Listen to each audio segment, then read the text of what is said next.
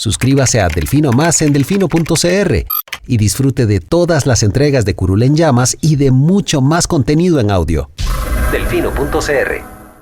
El chuchinguismo político. Chuchenga, diputado, chuchenga. Si va a ser por nosotros que este país se puede ir a la mierda. Y en lugar de ponerle Instituto Nacional de las Mujeres, ponerle Instituto Nacional de las Lesbianas. No tengo dinero ni nada que dar. Delfino.cr presenta Curul en Llamas, cubriendo y sufriendo la Asamblea Legislativa, porque alguien tiene que hacerlo.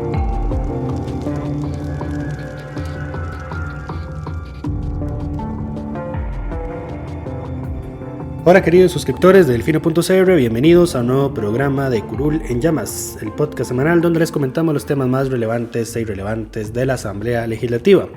Les habla Luis Madrigal desde el 10 de septiembre del 2021, como siempre en compañía de... May, espero que todas y todos estén bien. Esta semana vamos a hablar de lo que fue una semana fallida para la Asamblea.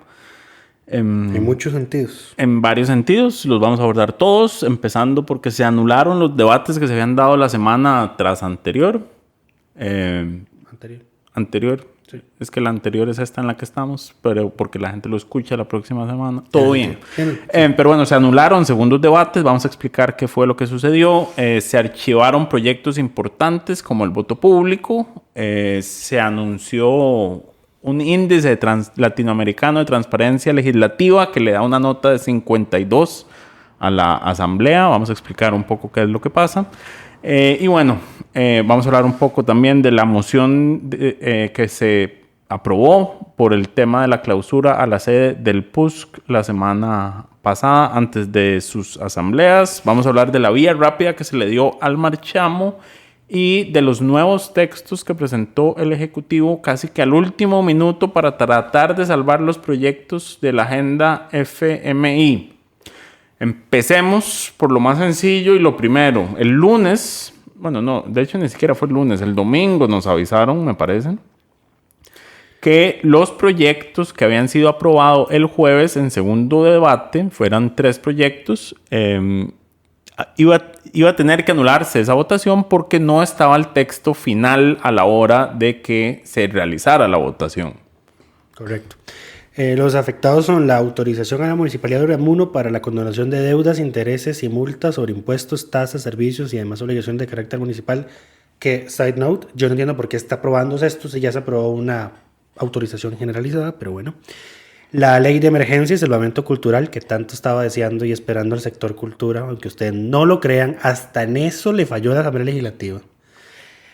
Y la ley de fortalecimiento institucional y financiera de la Red Nacional de Cuidado y Desarrollo Infantil, conocida como la ley que le quita la red de cuidado a Lima si se la pasa al PANI. Yo tengo una duda. ¿Por qué si que el texto final no esté anula la votación, pero digamos... la semana pasada conversábamos sobre el cambio que hubo en el texto final que votaron en el proyecto de acciones afirmativas para la población afro y ahí Servicios Técnicos dijo, nada pasa, fe de ratas. Sí, es que creo que hay mucha diferencia entre cambiar una palabrita, que fue lo que se cambió, digamos, de podrá, deberá, que es un cambio muy conveniente. Esa palabra cambia todo el significado del proyecto. Sí, o sea, es un cambio súper conveniente y súper extraño, por lo específico que es en el contexto del artículo y lo que pretendía el proyecto. Pero, digamos, es diferente eso, que si verificas el expediente puedes ver que todos, menos Pedro, en la comisión plena segunda, estaban a favor de que fuera una obligación y que lo aprobaron y lo votaron con esa mentalidad. Inclusive Pedro estaba convencido de que iba a ser una obligación cuando lo votó en contra. Es muy diferente eso, que lo puede solucionar con la fe de ratas, que dice Servicios Técnicos que lo han hecho muchas veces en los últimos 20 años. Pues bueno, a mí me parece que eso no debería ser así. No debería, exacto. Yo no publicaría, o sea, así, a mí me no parece abiertamente que ha pasado muchas veces. Es sumamente grave que se estén mandando a publicar leyes con cambios no hechos por los diputados. Eso no me parece cosa menor, cosa para minimizar en todo caso. Y si lleva 20 años pasando, pues no me imagino cuántas veces se les habrá pasado hacer la corrección, o sea, que nunca se dieron cuenta y así están las leyes ahorita. Pero bueno, y lo otro es que el texto final es requisito ineludible para votar en segundo debate, según están establecidos en el reglamento del año 1994. ¿Qué significa todo esto? Pues bueno, que parece que no hay un funcionario en la Asamblea Legislativa, que ninguno de los asesores de los diputados revisa que efectivamente que lo que van a votar en segundo debate tenga el texto final. El artículo en cuestión del reglamento dice que la comisión de redacción debe enviar la redacción final antes de que se vote en segundo debate. Esto es un error de la presidencia. Sí. Propio por delegación, pero es que vos no sometés a votación un texto que no tenés el texto final. No, y es que el tema es que el artículo dice que se dará copia del texto final a los diputados antes de la votación en segundo debate. Sí, todos tienen que recibirla, pero se asume que está en el SIL. Todo el mundo asume que está en el sistema que utiliza la Asamblea. Pero bueno, aquí yo voy a sacar la carta de no se puede votar público porque el reglamento no prohíbe. El principio de la inderogabilidad singular del reglamento, que tanto les gusta invocar, dice que aunque un trámite pues sea obsoleto, antiguo o ya haya caído en desuso, dice que los diputados deben tener copia del texto final antes de la votación en segundo debate. Entonces, dos cosas: o ese trámite no se está cumpliendo del todo, no se está cumpliendo. No tengo pruebas, pero tampoco dudas. O los diputados recibieron la copia del texto final y nadie lo leyó y nadie se tomó la molestia de verificar que así hubiese pasado. Recordemos que esto fue en una plena, entonces son 19. No, pero vos estás hablando Cierto, del texto del error con el cambio de texto. Sí, el error es peor. De los textos Fueron que todos. no están. Yo Sí. estoy diciendo cómo es que no tienen los textos y se vota. No, y además, ¿cómo no se da cuenta la comisión de redacción? Que está ahí, que Que no vio está esto. O sea, ahí, como nadie en la exacto. comisión de redacción dice como, hey, esto no lo hemos visto. Ajá. Esto no está finalizado. O puede ser también que la comisión sí lo haya visto, pero en el medio, el texto final, digamos, el documento... No llegara. No, eso también puede haber pasado. No pasó. Eso no pasó porque la comisión de redacción nunca sesionó para ver las redacciones finales de esos 3 proyectos. No hubo sesión. Sí, no, entonces... Entonces aquí hay un problema del momento en el que se vota en primer debate. Un problema estructural de la Asamblea Legislativa que no funciona. O sea, ahí alguien falló porque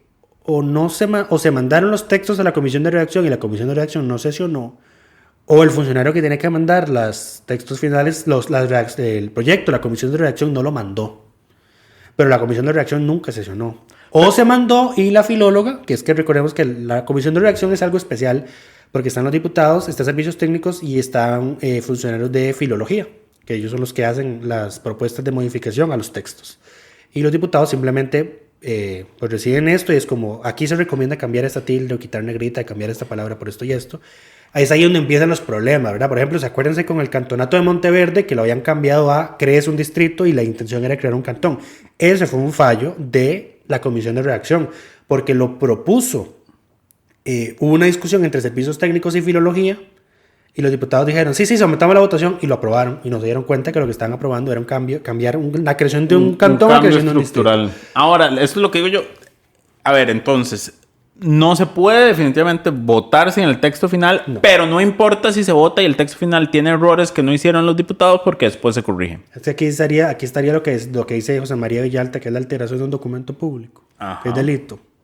Digo, pero lo hicieron. A mí me parece algo muy extremo, ¿verdad? Lo es. Pero bueno, en el caso del proyecto de acciones afirmativas para la población afro, sí es un cambio demasiado cuestionable. Es un cambio demasiado pequeño. Es que no es una tilde, no es una coma. No es una palabra que cambia todo el significado de la ley. Exacto. Y no por nada, o sea, son válidas las suspicacias de don David Gurzón de esto fue un funcionario técnico que hizo el cambio y yo voy a investigar con qué propósito o con qué mentalidad hizo el cambio. De que hubo mano criminal.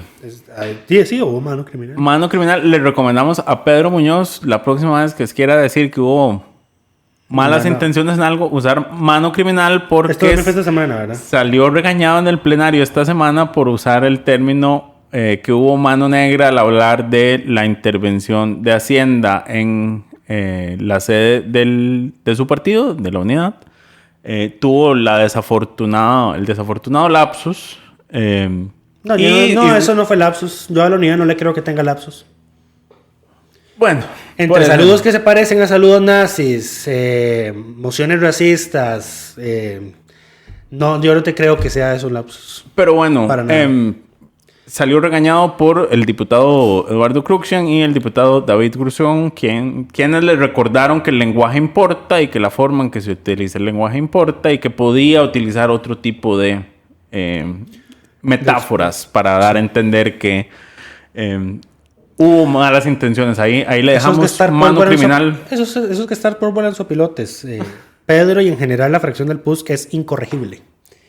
Pero bueno. Aprovechemos para hablar del otro pleito que hubo justamente con la unidad por la forma en que discuten. A ver, la semana pasada, mientras grabábamos el episodio de este programa, nos llegó un mensaje de última hora de que la Hacienda había clausurado la sede del PUSC.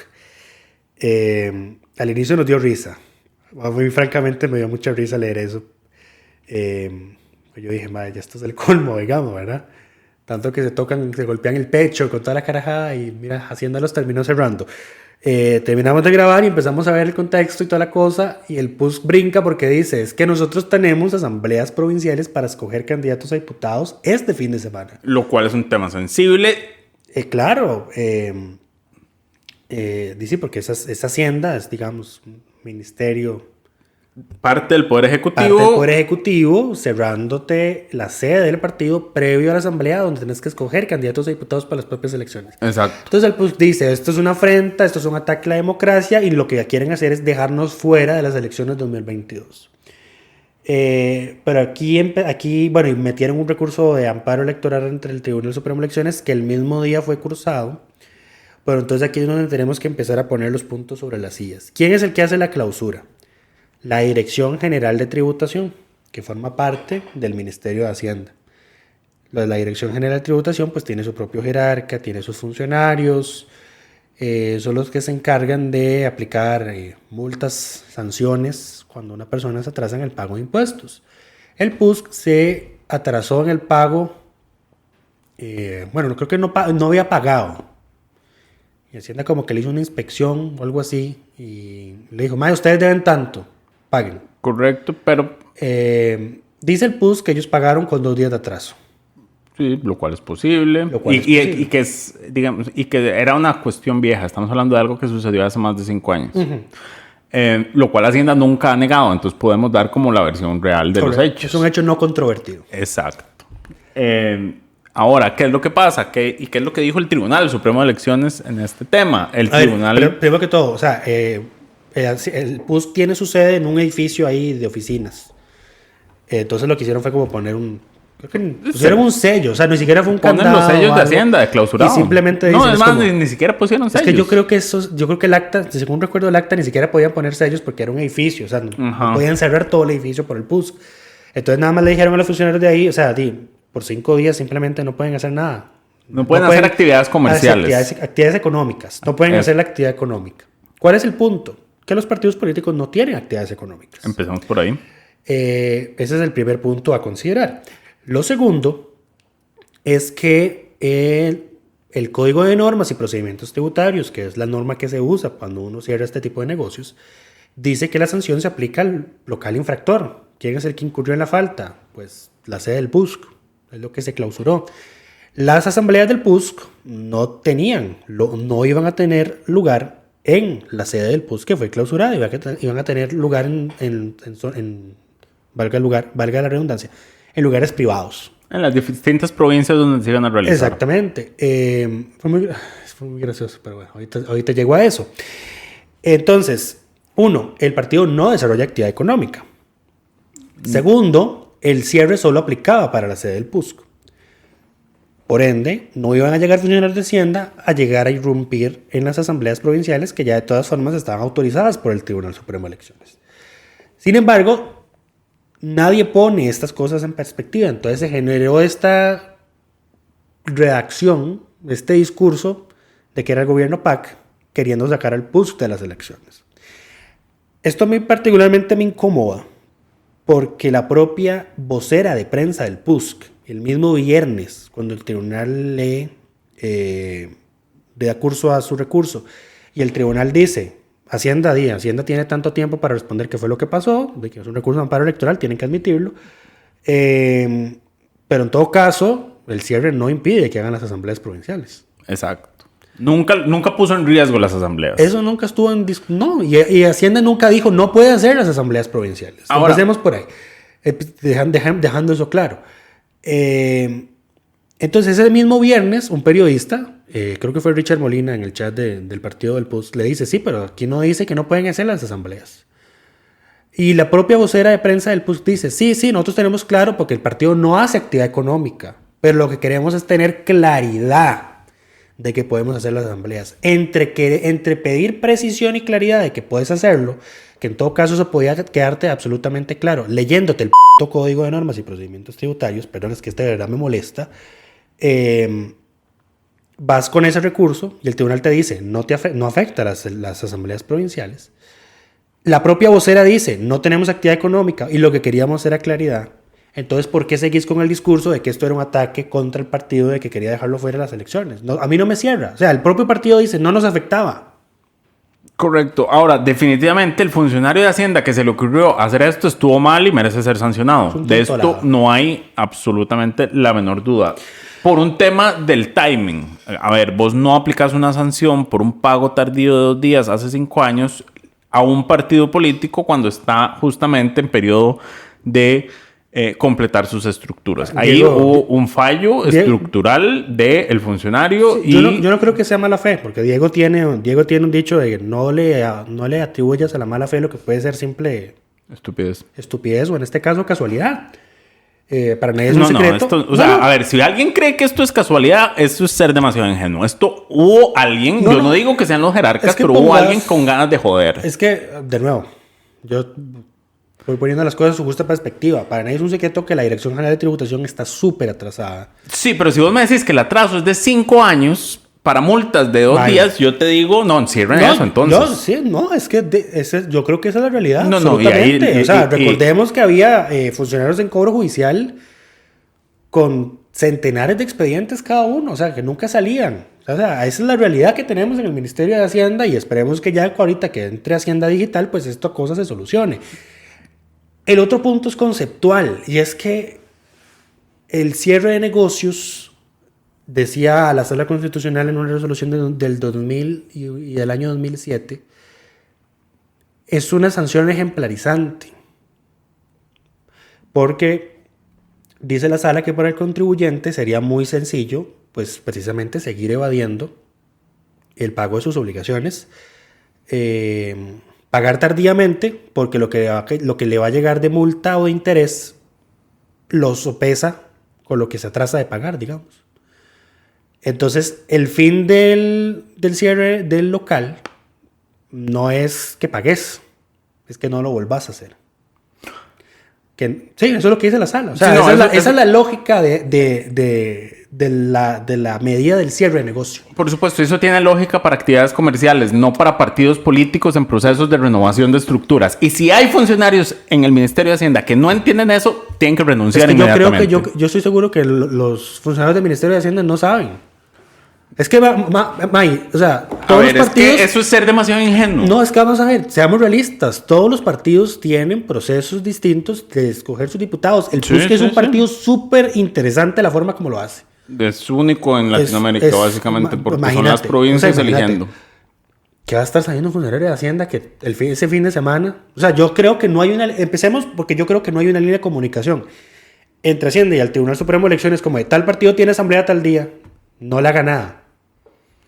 Es sentido común. Vos no cerrás un partido sin averiguar en qué se encuentra cuando estamos en proceso electoral. Yo siento que esa no es la obligación del funcionario de Hacienda. O sea, vamos a ver, sería lo deseable, pero porque tienes que darle un tratamiento diferenciado a un partido, que esa es la otra tema. Porque es un tema súper sensible. Estamos hablando de la base de la democracia. Ese fue el otro tema que se discutió en plenario, porque obviamente el PAC, vamos a ver, este tema se llevó a plenario esta semana. Sí, el PAC mejor que se quede callado porque ellos ahí tienen su sanción. Se aprobó una moción para repudiar el cierre de la sede del PUSC. Y solicitar una investigación y exigirle al presidente que no intervenga. Vamos a ver, el presidente no tiene injerencia en la Dirección General de Tributación. Él no puede intervenir. Ni siquiera el ministro de Hacienda. Reaccionó el lunes y dijo, esto es una barbaridad. Que era una barbaridad y censuró las acciones, pero bueno, no la Asamblea nada. también lo censuró, pero... el margen de acción es, o sea, pueden iniciar una investigación. Es muy gracioso porque... Alguien va a tener que explicar Sí, cuál fue la lógica detrás de que esto parecía una buena idea hacerlo en este momento. Sí, pero a lo que voy es que es muy gracioso porque en este país todos sabemos, todos somos conscientes de que o la gente que más o menos sabe cómo funciona el gobierno, ¿verdad? Ese tipo de personas sabemos que el poder ejecutivo que tiene el presidente de la República en este país es nulo. Es casi nada, no puede hacer nada. Puede ser muy en comparación con lo que pueden hacer otros presidentes en Latinoamérica. Entonces, a mí me da mucha risa, porque a sabiendas de eso, se cree que el presidente tiene el poder ejecutivo de decirle a un funcionario raso de la Dirección General de Tributación, vaya clausure 5 días la sede del POSC. Por Dios. O sea, de nuevo. Y lo otro es que la moción decía que era el mayor atentado a la democracia en la historia de Costa Rica. Y yo, madre, tuvimos una dictadura, por Dios. O sea, sí. Las cosas en su justa perspectiva. Pero si hay alguien Alguien tiene que pagar los platos rotos. No, alguien es responsable de esto y alguien va a tener que decir cuál fue la lógica detrás de hacer eso ese día y cuál fue la justificación legal para ir a hacer ese cierre ese día. Ahora, estamos pendientes de lo que resuelva por el fondo el Tribunal Supremo de Elecciones. Sí. Que ya sabiendo de que no peligran las asambleas provinciales, no entiendo yo el reclamo de la unidad.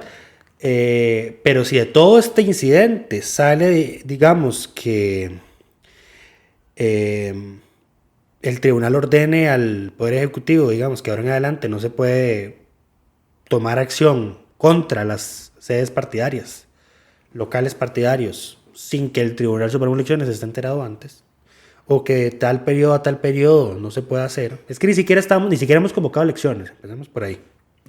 Entonces habría que hacer todo un cálculo de a partir de qué momento son inmunes. El tribunal no ha convocado elecciones, pero los partidos tienen la obligación el año antes de que se convoque elecciones hacer todas las renovaciones de estructuras y completar los procesos para las candidaturas. Entonces, que no haya una convocatoria oficial no significa que el proceso no haya iniciado ya formalmente, porque ya el tribunal, ya el calendario, digamos, ya estamos dentro del calendario electoral. No se ha hecho el llamado a elecciones nacionales, pero ya estamos dentro de, y desde hace rato, dentro del calendario electoral. Sí. Pero bueno. En fin, ese es el tema. Habrá que ver cómo lo soluciona el tribunal. Pero bueno, calmémonos un poquito con el tema. De verdad. O sea, el propio partido dijo, madre, no nos afectaba a las asambleas. Entonces. Dijo inicialmente, pero después salían una. Aquí honestamente, reconocimiento a la vocera de prensa del POSC. Porque ella fue la que dijo, o sea, honestamente no nos afecta. Probablemente la regañaron en su partido. Pero, yo creo que si es periodista y colegiada, seguramente el Colper estará muy orgullosa de ella. Porque cumplió con su deber de decir la verdad, las cosas como son, y esa es la verdad. Pero bueno, pasemos al siguiente tema. La comisión especial, que tiene un nombre muy largo que no voy a repetir en este momento. ¿La del narco en la zona sur? No. ¿Cochinilla? No. ¿De cuál? La reforma al reglamento de la Asamblea Legislativa. Decidió... Esas de estas comisiones especiales con comisiones para lo que va a hacer entre comillas. Tenía una acción, tenía un único trabajo. You had one job. Exacto. Tenía un único trabajo que era revisar y proponer reformas al reglamento de la Asamblea Legislativa para hacer el voto público en la elección de magistrados y otros cargos que nombra la Asamblea Legislativa. ¿Por qué se creó esta comisión? Porque cuando la Asamblea intentó destituir a don Paul Rueda negándole su reelección automática, recordemos aquel incidente, los diputados metiéndose por una puerta eso fue con Fernando. Eso fue con Fernando. Eso no fue con Paul. Sí. Fue con Fernando. Bueno, hubo dos incidentes ahí. El tema es que... Pero eso fue mucho antes. O sea, lo de Paul, cuando inicia la comisión, es el origen de la comisión. Lo de los tres que se metieron fue después. Había una movida para intentar sacar a Paul Rueda de la sala. Ese era el tema. ¿Con voto secreto? Sí, salió semanas o meses antes de esa votación nuestra acción de inconstitucionalidad eliminando varios artículos de reglamento que disponían sesiones y votaciones secretas, pero no habíamos metido en ese momento el tema de magistrados. Eso era tema aparte. Lo llevábamos en un expediente aparte. Salió esa resolución y la sala lo que dijo es: la Asamblea no puede hacer sesiones ni votaciones secretas por norma general. Tienen que determinarlas por cada caso concreto. ¿Y cuáles son las únicas cosas que la Asamblea en este momento prácticamente vota en secreto? Pues las elecciones de magistrados. Nombramientos, que lo aplica por regla general y demás nombramientos. Exactamente. Contralores y demás. Defensoría. Sí, exactamente. Pues entonces empezaron estas propuestas de varios diputados para hacer ese voto público, para dar cumplimiento con lo que había dicho la Sala Constitucional. Hubo una reforma que estuvo muy cerca de ser aprobada, que hubiese solucionado todo este problema, que la impulsaba Liberación Nacional. Recordemos que esto es una reforma al reglamento legislativo, lo que significa que es un acuerdo, o sea, se presenta como una moción y el plenario en una votación lo puede acordar, pero requiere 38 votos. No una moción, un proyecto de acuerdo. Eso, un proyecto de acuerdo. Porque tiene su propio número de expediente. Eso. Pero sí, vas bien. Es más sencillo que un expediente de un proyecto de ley normal. Sí, a ver, dato de más para todos los que nos escuchan, no todos los expedientes son leyes. Terminan en leyes. Cuando se crean, por ejemplo, comisiones investigadoras, eso tiene un número de expediente. Cuando se crean investigaciones en la Comisión de Ingresos y Gastos, tiene expediente, etc. En fin, se creó una comisión para dictaminar, eran dos proyectos de acuerdo legislativo para reformar el reglamento y eliminar el secretismo en la elección de magistrados. Esa comisión se instaló el 29 de junio del 2020 y casi 15 meses después la comisión solo sesionó 7 veces. Y la única sesión, digamos, en la que verdaderamente hicieron algo, tuvo lugar esta semana, y lo único que hicieron fue, porque se habían vencido los plazos para dictaminar. Estaban obligados a llegar a Estaban obligados a dictaminar, a definir qué hacer con los dos proyectos. Pues llegaron y Liberación, la Unidad y los Independientes votaron por archivar ambos proyectos. Ambos expedientes. El único que se dignó a explicar el por qué fue Jorge Luis Fonseca, que es el presidente de la comisión. O sea, que él es el directo responsable de que esta comisión solo sesionara 7 veces. Y el fracaso de la comisión. Yo lo hago personalmente responsable a él por ese fracaso de esta comisión. Dijo que es que había discusiones ahí entre diputados para generar un proyecto de consenso y que como ninguno de esos dos proyectos lo convencía, a pesar de que uno de esos proyectos era de su propia fracción legislativa y solucionaba bien el problema, pues él los iba a votar en contra. Y lo votaron en contra. Solo Carolina Hidalgo y Víctor Morales, que estaba sustituyendo a José María Villalta, votaron a favor de los proyectos. Es tontera decir que estos proyectos aún pueden salvarse en plenario. La historia legislativa dice que los proyectos que tienen dictámenes negativos de mayoría nunca llegan a conocerse. Y si llegaran a conocerse son precisamente para aprobar el dictamen negativo y archivarse. Claro, porque además requiere que se rechace el negativo y se apruebe el de minoría, digamos, que eventualmente presentaría la fracción del PAC. Exacto. Pero bueno, justo hablando, bueno, no, dos cosas. Lo primero es que la diputada Carolina Hidalgo llegó a defender estos proyectos. Ella ha sido una de las más vocales y que abiertamente ha tratado de impulsar que estas votaciones sean transparentes y se realicen de forma pública. Esto se lo reconocemos. Llegó a defender estos dos proyectos y a quejarse. Incluso trató de irse por tecnicismos de que como son proyectos de acuerdo y no necesariamente proyectos de ley, no se les aplicaba necesariamente esta nueva normativa de que se les extingue el plazo y hay que votar sin importar qué pase. Pero bueno, el punto es que no, ella hizo el esfuerzo y no lo logró. También en plenario habló al respecto, me parece, y regañó a sus compañeros por el tema.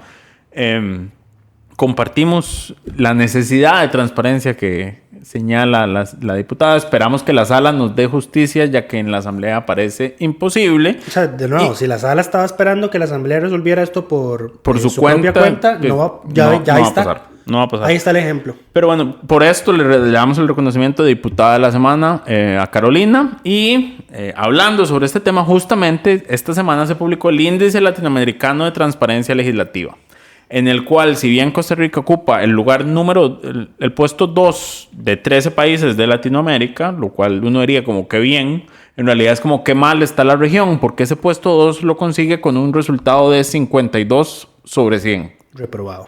básicamente estamos por encimita de la mitad posible y somos el segundo mejor en temas de transparencia legislativa en toda América Latina.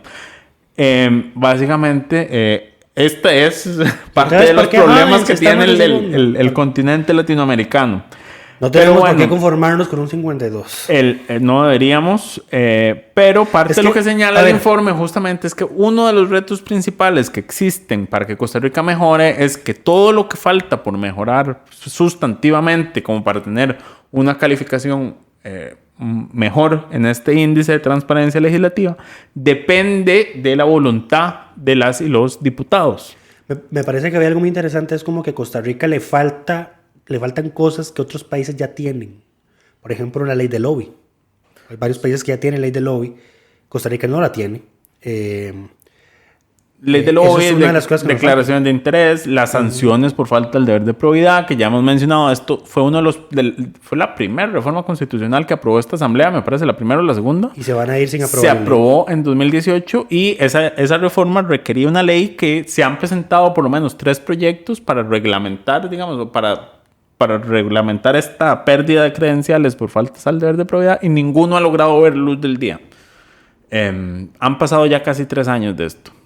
Esta reforma constitucional fue aprobada el 23 de mayo del 2018. Ya pasaron más de 3 años. Se van a ir sin dejar la reglamentación necesaria. Pero bueno, ¿qué más falta? Bueno, falta... No nos sorprende en todo caso esa calificación. Para nada. El 52 no nos sorprende. A mí me sorprende que estemos tan mal en Latinoamérica que somos segundo lugar con el nivel que tenemos. Pero el punto al que quería llegar es que lo que le falta solucionar al resto de países de Latinoamérica se ve menos complicado. O sea, lo podrían hacer bastante fácil. Sería más sencillo porque son cosas más técnicas. Exacto.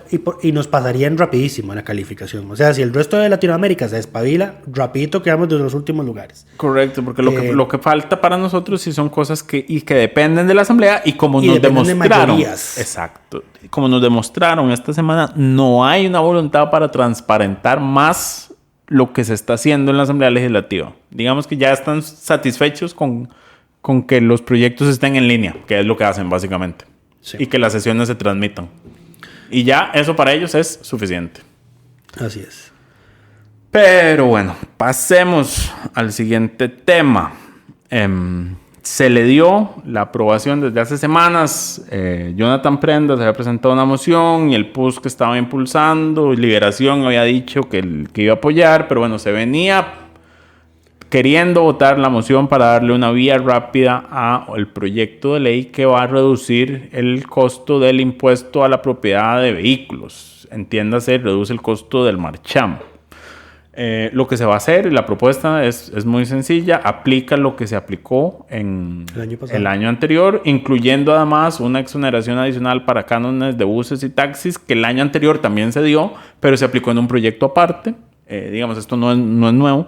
Que Arecep dijo, esto es inconstitucional, y la Procuraduría le dijo, esto es inconstitucional. Y ahora está esperando que la sala diga, esto era inconstitucional. Y lo van a volver a hacer. Estos son como las prórrogas a la prohibición de desalojar gente en la zona marítimo terrestre, son clasificadas como especiales. Es inconstitucional. O sea, que la sala dice, aquí no debe estar viviendo nadie. No, cualquier moratoria, esto es inconstitucional porque no debe estar viviendo nadie.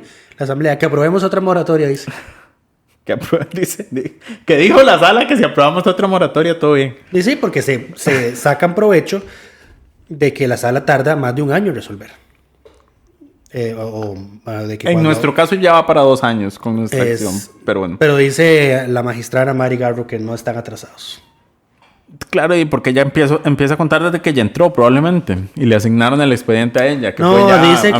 Dice que hay otra acción de José María Villalta metida ahí también, acumulada. Entonces que también hay que resolver eso. Todo es culpa de Villalta. Para mí esos son puros tecnicismos. Para mí es que la sala lo quiere resolver. Pero bueno, en lo que estábamos, se aprobó la moción que le da vía rápida a este descuento. Claramente se generó un debate en el plenario. La moción lo que hace es que se dispense todo trámite del proyecto. Esto significa que no tienen que pasar por comisión y se puede proceder sin audiencias, sin mociones y sin nada. Ahora, cuidado. A primer y segundo debate. Cuidadito. ¿Por qué? Recordemos que está pendiente el voto de la sala sobre lo que pasa con las dispensas de trámite, que no ha llegado. lo mencionamos la semana pasada. En tesis de principio lo que sabemos es que un proyecto dictaminado ya no puede ser dispensado de trámite. No, el problema no era la dispensa de trámite, Lucho. El problema fue cuando abrieron el plenario para que se convirtiera en comisión y hicieran mociones. Sí, pero digo, si lo aprueban como está, no entra dentro del supuesto que dice la sala. Déjame terminar. Ok. Lo que sabemos es eso. Que sí. Si no está dictaminado, se puede dispensar. Pero, nuevamente, la sala no ha entregado el voto para explicar si efectivamente eso es así, o si del todo el proyecto no debe estar asignado a comisión, o si asignado a la comisión no le ha empezado trámites. Cuidado. Porque esto podría dar al traste con el proyecto dependiendo de lo que la sala diga, y por eso es que es importante que la sala entregue el voto de una vez por todas. Porque la asamblea sigue aprobando dispensas de trámites y tenemos esa incertidumbre de si todo el procedimiento está bien o si hay que arreglar algo. Este proyecto ya estaba en la Comisión de Asuntos Económicos. Correcto, pero creo que no había avanzado mayor cosa. Sí, porque el gobierno nunca lo convocó, estuvo solo un mes ahí. Pero estaba en la Comisión de Económicos y se le había aprobado una moción ya para audiencias. Que de hecho el plazo para pronunciarse vence este viernes. Ya no te tiene que pronunciar nadie. No, igual creo que tienen que enviar el criterio. Precisamente eso es un tema que decía el PAC, o sea, tuvimos que meter nosotros la moción para que se enviaran los criterios, las audiencias, porque la comisión nunca lo hizo y la comisión fue como, no podíamos hacerlo porque el Ejecutivo no convocaba el proyecto. En fin. Y si el fallo de la sala dice que no se puede pasar una dispensa de trámites a proyectos que ya tengan mociones y avances en comisión, significaría que el PAC sin quererlo saboteó este proyecto por completo. Le salió bien la jugada. No, porque la sala no ha dicho nada, no sabemos qué va a decir. Yo dudo que... No, bajo el supuesto de que así fuera, le salió bien la jugada sin querer. Yo asumo que la sala va a decir proyectos dictaminados con voto. Es que... yo no debería asumirlo, la sala debería aclararlo, pero... No, y es que en todo caso esto no debió haber sido un tema de inconstitucionalidad. De nuevo, o sea, es que lo que la sala dice es que no es inconstitucional si se aprueba por unanimidad. ¡Por Dios! Lucho, es que la sala es la que define lo que es constitucional. Esto, de verdad que esto es un abuso de la sala, o sea, no, por más justificación, o sea, nada justifica que la sala de decisión propia diga, para este tema en específico, yo voy a exigir un tipo de votación que la Constitución para nada exige. Es que pide una votación unánime. ¿Cómo fue que dijo Pisa Escalante algún día?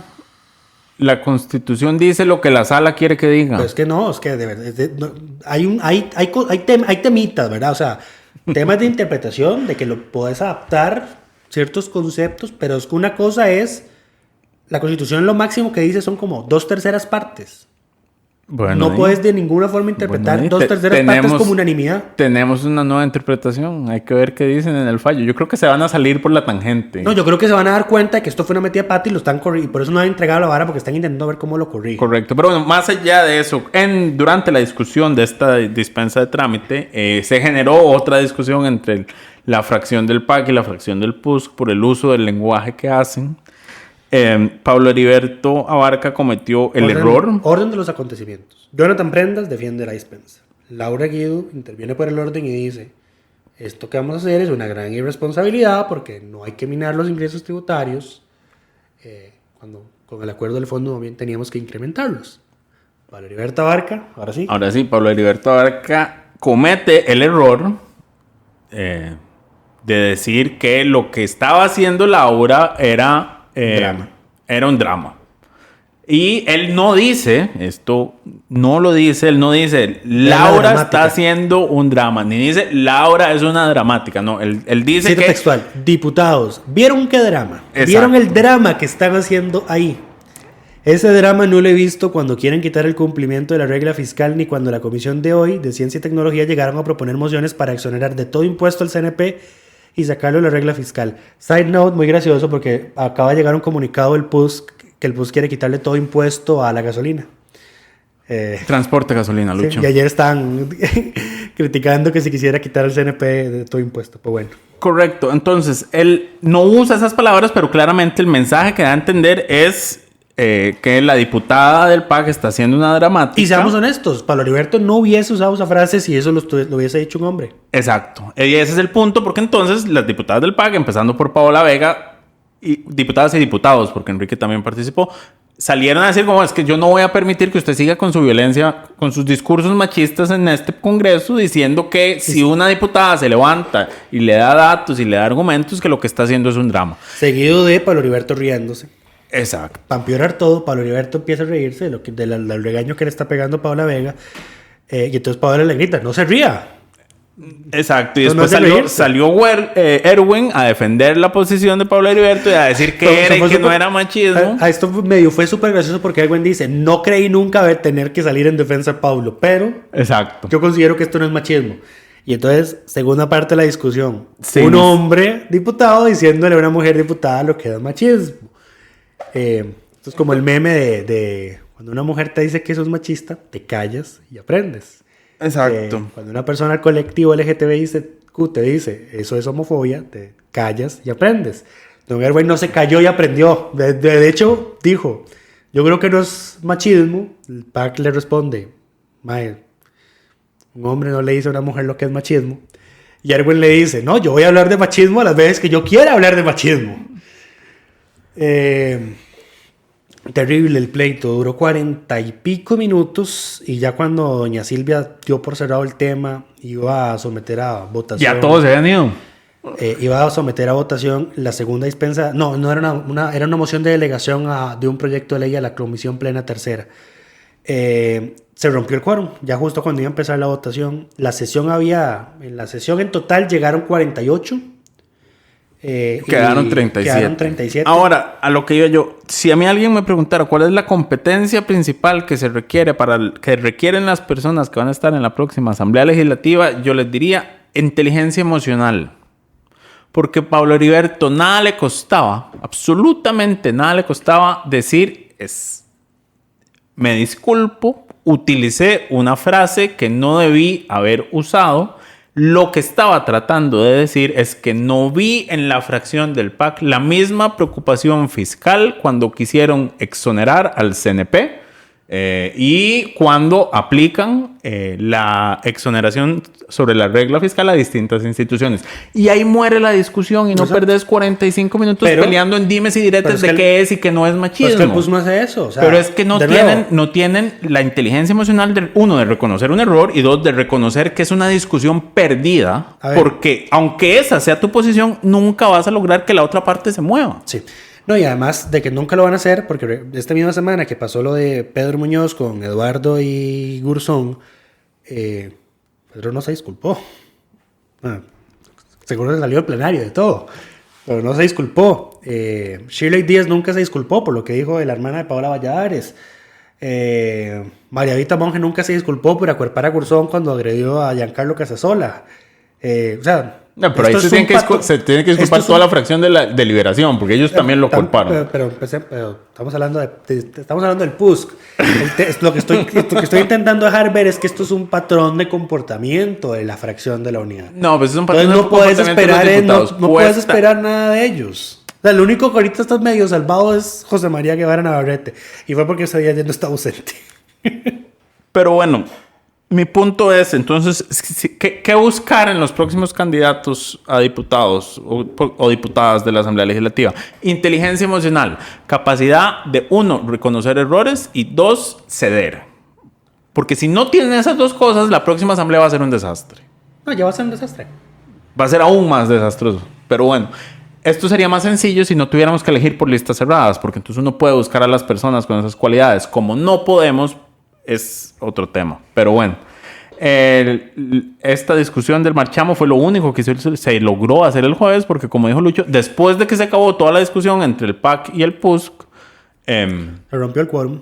Se rompió el quórum, bueno, se acabó. Fin de semana largo porque el lunes es feriado. ¿Quiénes rompieron quórum? Wagner Jiménez Zúñiga de Liberación, Carlos Avendaño de Restauración, Pedro Muñoz de la Unidad, Luis Ramón Carranza del PAC, Eric Rodríguez Esteller, Independiente, Xiomara Rodríguez Hernández, segunda secretaria del directorio, Welmer Ramos del PAC, Gustavo Viales de Liberación, Eduardo Cruxen de Restauración, Marolín Azofeifa Independiente y David Gurzón de Liberación.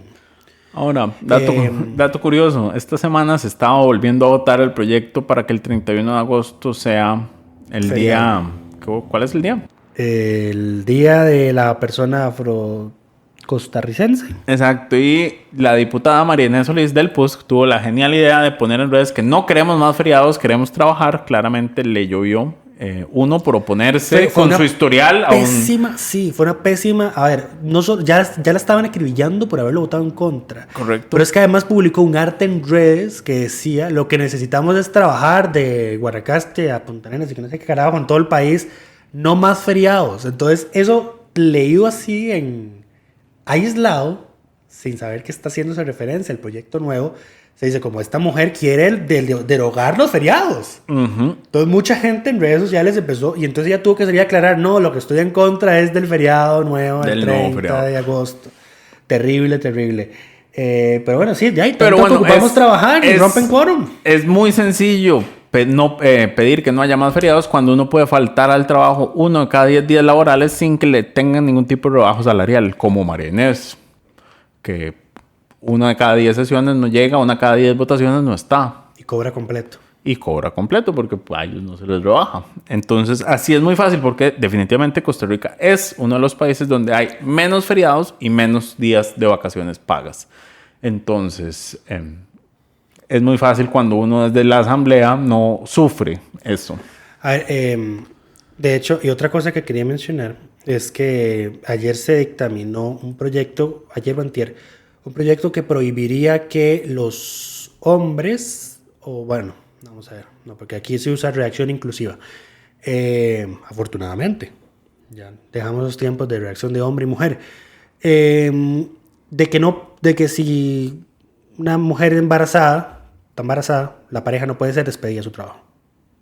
Es un fuero que se le va a otorgar. O sea, ya de por sí las mujeres embarazadas no pueden ser despedidas. Pero la protección quiere hacerse extensiva hacia su pareja. Es un proyecto que salió, creo que de la Comisión de Derechos Humanos. Ya salió la Cámara de Industrias a decir que se oponen, con un argumento que a mí me parece bastante gracioso. Dicen que eso ya está establecido en la reforma procesal laboral, que se prohíbe la discriminación basada en estado civil. Y que por eso están en contra y que se ocupan menos regulaciones y que inseguridad jurídica y toda la cosa. Pero vamos a ver si está tan claro si está tan claro en la reforma procesal, ¿cuál es el problema que se apruebe una nueva ley con eso? Porque brincan si el suelo está parejo. Exacto. Pero bueno, interesante, pasemos al último tema de fondo que nos queda. Es el Poder Ejecutivo presentó nuevos textos sustitutivos para 4 de los proyectos de la agenda del Fondo Monetario Internacional. Esto es lo que en deporte se llama un Hail Mary, porque esto es casi de último minuto, porque muchos de estos proyectos... Las a priori. ¿Qué? Las a priori. Es como un intento de esa priori, porque muchos de estos proyectos ya están por dar por completo su plazo para ser dictaminado. ¿Qué sucede cuando un proyecto llega a ese plazo en el nuevo reglamento? Que no se pueden meter nuevas mociones. Todo lo que hay se tiene que votar sin discusión y el proyecto se tiene que dictaminar afirmativamente o archivar. Correcto. Bueno, o sea, se tiene que votar como se vota. Obliga a las y los diputados a tomar posición en la comisión sobre el proyecto, lo cual antes no existía y dejaba que nada más lo dejaran ahí. Los proyectos se vencieran el plazo cuatrienal. Exacto, dándole largas. Ahora, ¿cuáles son los plazos para este proyecto? Los 4 proyectos que están en juego son el de aporte solidario, que era que sacaba por los próximos años recursos de las instituciones del sector público para ayudar a la deuda.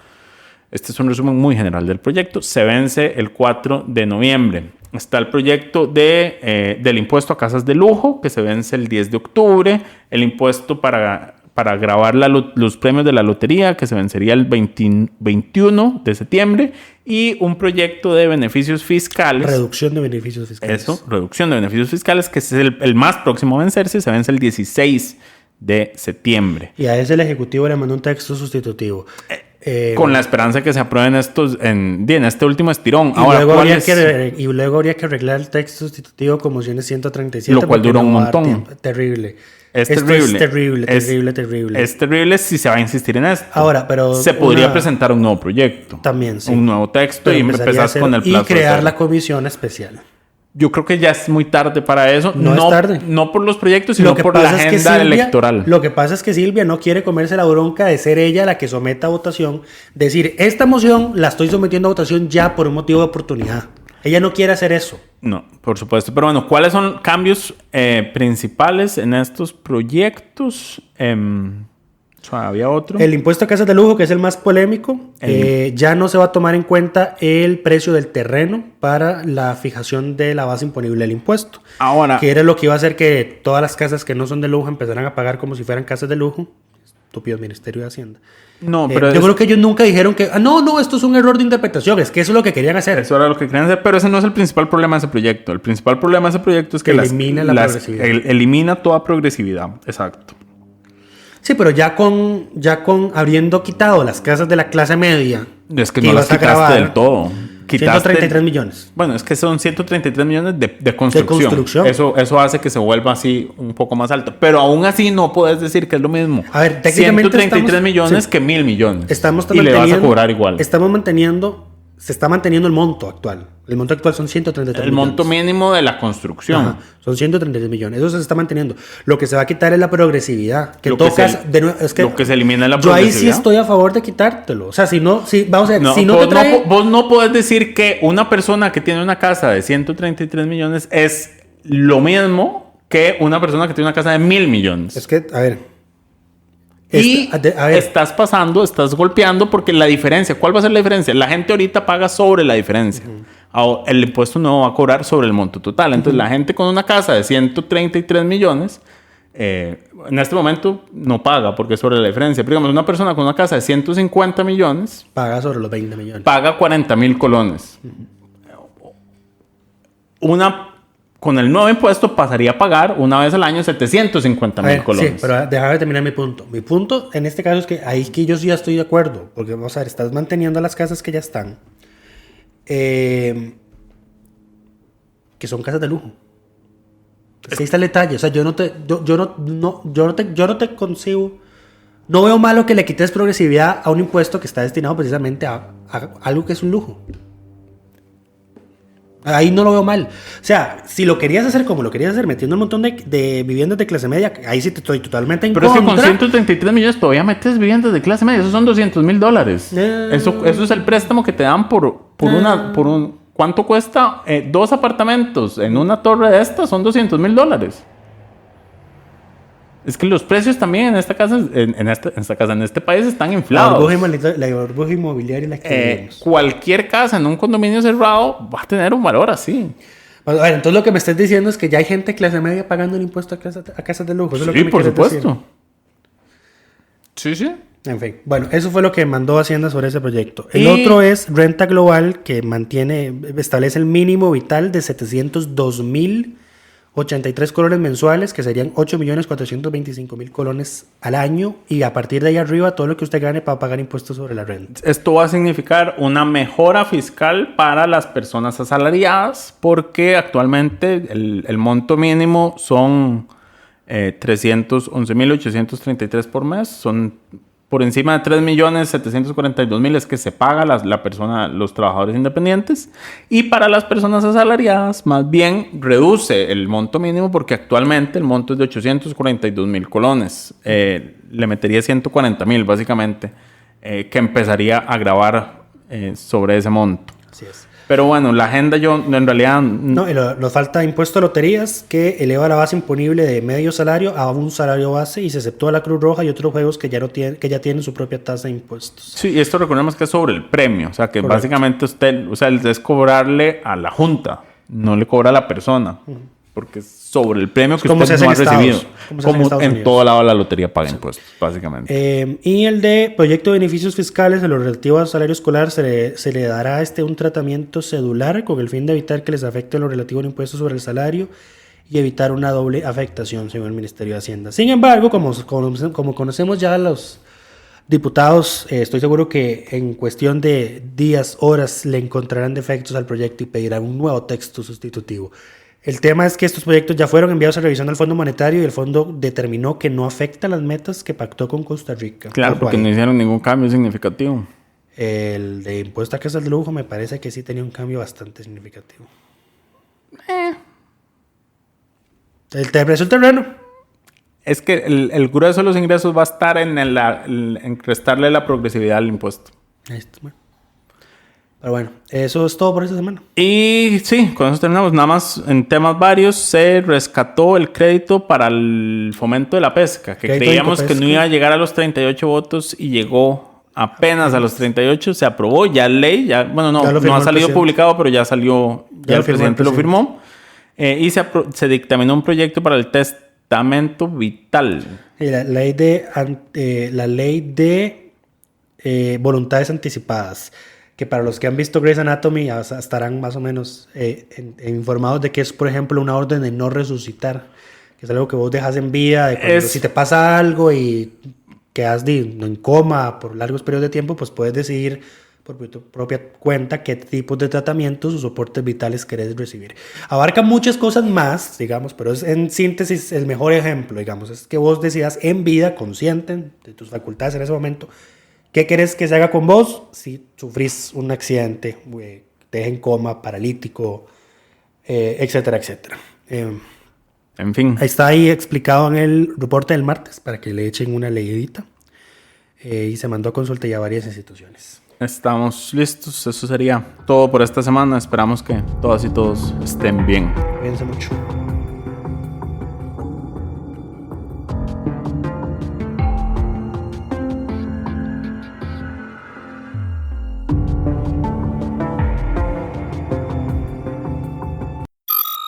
Suscríbase a Delfino Más en delfino.cr y disfrute de todas las entregas de Curul en Llamas y de mucho más contenido en audio. Delfino.cr